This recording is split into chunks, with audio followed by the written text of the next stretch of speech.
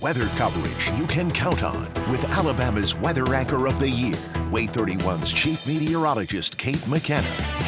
All day long, we've been talking about that risk for severe weather that is back with us tomorrow, and we are still expecting that greatest risk to be mainly east of I-65. This is all coming along and ahead of a cold front that's going to be passing. So to close all of this out, once these storms move out, get ready for some much colder temperatures to end this week and start the weekend well below average with both our highs and our low temperatures. WAAY 31 Storm Tracker early warning radar network right now is showing that quiet picture all across North Alabama.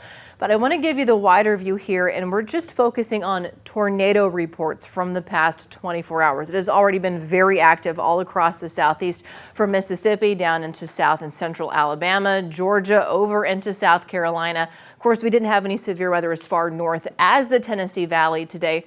But remember, that is a threat that we are going to see mainly through tomorrow evening. Right now, it is a quiet, clear night for most of the area. WAAY 31 Thompson Roofing and Construction Skycam Network showing a clear sky in many spots. Temperatures anywhere from the lower 50s in spots like Muscle Shoals and Decatur to Guntersville. We're at 57 degrees.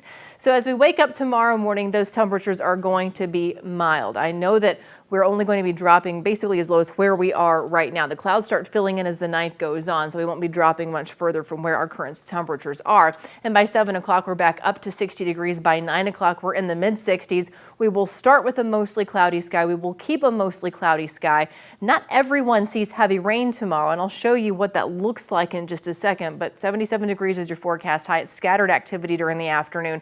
That's also when we have that severe threat. Meantime, it is windy, winds picking up out of the south, 10 to 20 miles per hour. Here's a reminder, we've showed you this a lot today, but it's just to drive home the fact that we are expecting that severe threat to ramp up with eastward extent as this line of showers develops into a line of thunderstorms as that cold front is moving through. So while your risk is lower in the shoals, it's not zero, still a marginal risk there, a level 1 out of 5. In the red shaded area, that's a level 3 out of 5, somewhere in between, like Athens, Decatur, Huntsville. That's a level 2 out of 5, a slight risk from the Storm Prediction Center. So let's get to it. We'll go through the rest of tonight here all the way into early Wednesday morning. I told you the clouds are filling back in. That's exactly what you're seeing waking up tomorrow morning. Here's noon. Here's the cold front, thin line of showers right along and ahead of that front. By 4 o'clock, there's not much intense weather showing up here, right? It's scattered showers and a little thin line of light to moderate rain. But watch how all of that flares up, basically right over northeast Alabama. And this line is really going to get going as it's tracking out into northwest Georgia. But we are kind of right on the cusp of where this starts to become more intense. 7 o'clock tomorrow evening, now past 7 o'clock to 10 o'clock. The line itself is farther off towards the southeast, but we will still have some showers and thunderstorms behind the cold front. And eventually meaning midnight, 1 o'clock Thursday morning, we're just left with some lingering showers. And by the time you wake up Thursday morning, you're back to a partly to mostly cloudy sky and cooler temperatures. Quieter weather. In general, here's what we're expecting on the threats that we're tracking for you. High wind is at the top of the list.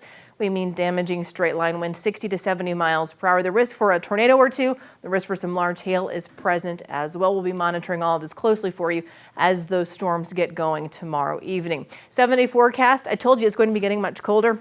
This is what I mean. 55 degrees your high temperature by Friday, 35 Saturday morning, same on Sunday morning. That's cold enough for frost.